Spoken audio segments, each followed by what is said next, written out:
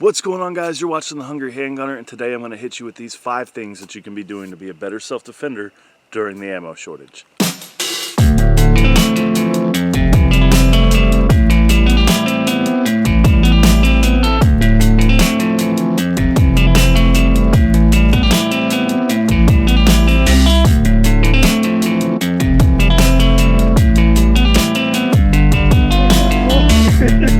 That was good. Yeah, good We job. could have burned through a lot of ammo. Number 1.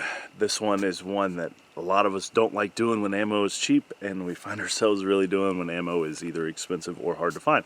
It's going to be dry fire. So, got my FN 509 Tactical out here today with the Hollow Sun 507C. The gun is clear. So, what we're going to be talking about here is doing dry fire practice.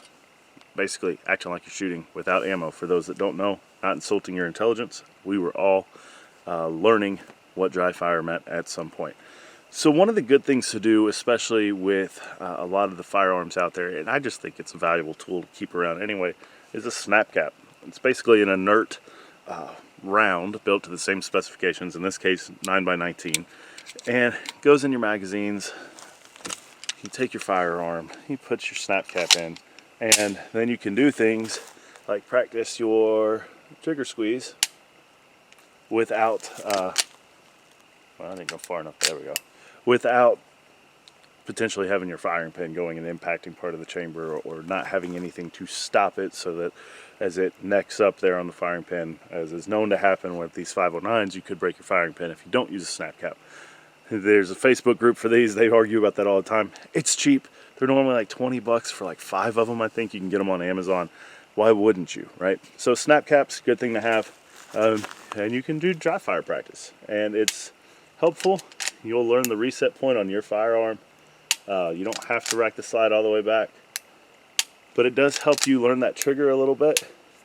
And there's something to be said for that. You can do things from the holster. You can use a shot timer. I set mine somewhere, but you can come from the holster and do things like that and really train with it. Now again, it is important to make sure the firearm's unloaded. Take that extra however many seconds you need to verify that. It sure beats having to do a drywall project, best case scenario, or bury a loved one, worst case scenario. So, I mean, to get too dark there, but something to think about. Number 2, this one's gonna be a really popular one. As self-defenders, we tend to focus on the fun stuff, the guns, the optics, the ammo, the magazines, the shooting drills, things like that. Well, when ammo gets more expensive to practice those things with, I'm not saying it's not still important to do that, but maybe we have to taper off our shooting. I know I have. There are other things that you can start looking into. You can devote more time to your laws regarding self-defense and carrying, which is technically something you should have been doing anyway. We should have been doing, but you can get more knowledgeable on that. Never hurts. Just getting more knowledgeable in general. So self-defending is more than just a gun, right? The gun is the last step. There are a number of other skills that can be useful for self-defense before you ever go to a gun. Maybe taking some unarmed combatives. I'm not going to sit here and tell you which martial arts discipline you need to do or don't need to do. I would stay away from the whatever the one is where they go like, "Jah," and the energy knocks people over. That's bullshit. That's not probably gonna help you very much. But doing something well established, maybe some jiu-jitsu, maybe Krav Maga, even kickboxing, something where you are going to get hit through the course of sparring. You are going to learn that, hey, I just took a wallop, maybe my nose is bleeding, maybe my mouth hurts, maybe I got knocked out, and the world didn't end, right? You didn't die. You were bleeding, you were hurt, you stayed in the fight. Yes, classroom sparring is a lot different than somebody attacking you on the street.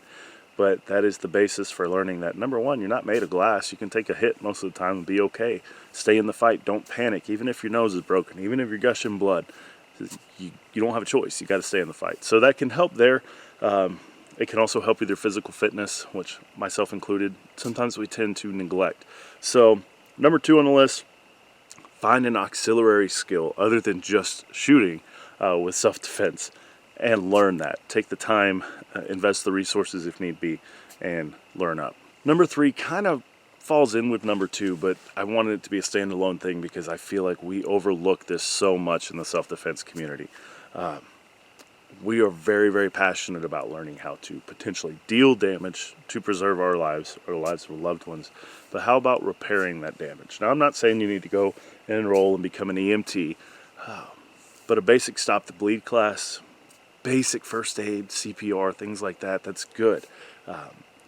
We have no reason to think that just because we are the defender, we are the good guy, that we won't also sustain a life-threatening or life-ending wound if not treated. So learning how to use a tourniquet, figuring out how to carry one of those with you, learning how to seal a sucking chest wound, that is good stuff to know. And what better time if you aren't running out here and blowing through 1,000 rounds a month minimum. We're not going to talk about how much I shot in 2020. But if you're not going out and shooting as much, investing that time and that money into potentially learning how to not only put holes in things, but seal holes in things, because it may be you or a loved one that gets hurt in the course of that fight. Number 4, we're getting lighthearted, guys, and not so much of a chore list anymore. We're going to be talking about maintenance. If you're not shooting your guns as much because of the ammo situation, again, still make sure you get your practice in. Make those rounds count when you go to the range. Shoot some drills with a shot timer.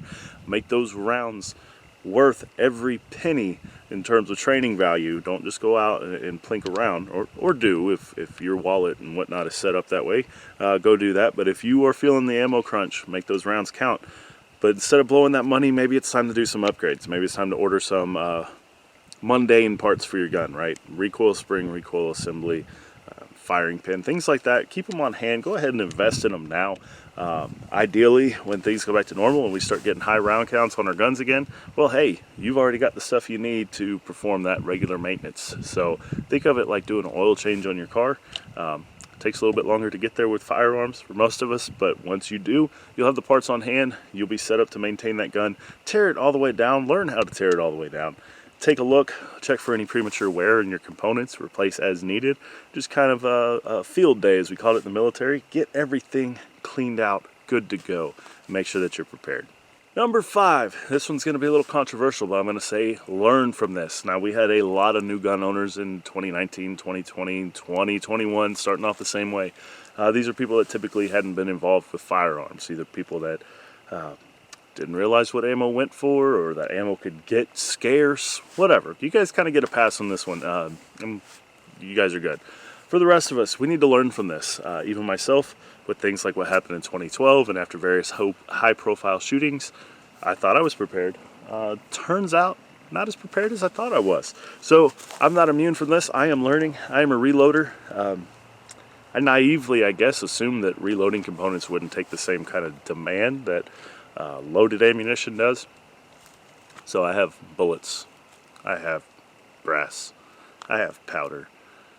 I don't have primers, so I'm dead in the water on my favorite thing to shoot, which is 9mm, and consequently other things that take small pistol primers. So that's a bummer there. Now, I'm not saying you need to go out and hoard ammo when all this, if it comes back to normal, which the way 2020 went, I don't want to assume anything, but we need to at least say, okay, this is what it felt like to need a box of something and not have it. So maybe having a box or two tucked back. Maybe if you shoot a box, replenish a box. Whatever.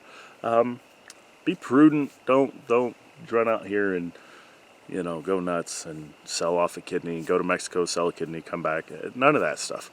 But be aware that this does happen every 4 years around election time. Normally run on ammo, and then obviously there are things that happened in this past year that none of us could really foresee. COVID, the unrest / riots / mayhem, I don't know what else to call it. All of that, whenever people lose their warm and fuzzy, that's not good, right? People start looking for things that they typically wouldn't have looked for to protect themselves. So those are some things that you can be doing now. Formulate a plan on number 5 being the condensed version, Cliff Notes. Formulate a plan so that you are not caught as unprepared next time. Now, obviously, on a long enough timeline, we're all going to be unprepared if we keep shooting. So there is that, guys. Just some stuff to think about. That's what I'm here for. I'm not telling you how to live your life, just giving you some ideas. If you like this video, please give me a thumbs up. That helps with the algorithm. It takes just a second. It means a lot to me. Also, consider subscribing if you haven't already. I try to put stuff out that's relevant to the everyday gun guy. I don't have an ammo sponsorship. I don't have I got to pay for this stuff. So you and I are probably a lot alike in that regard, unless Jerry Mitchell's watching this. If you are, man, trying to get like you. Anyway, consider subscribing. It helps me grow the channel, which opens more doors later on, just being honest with you guys, and lets me know you like what you see. So stay safe, keep shooting, and I'll see you next time.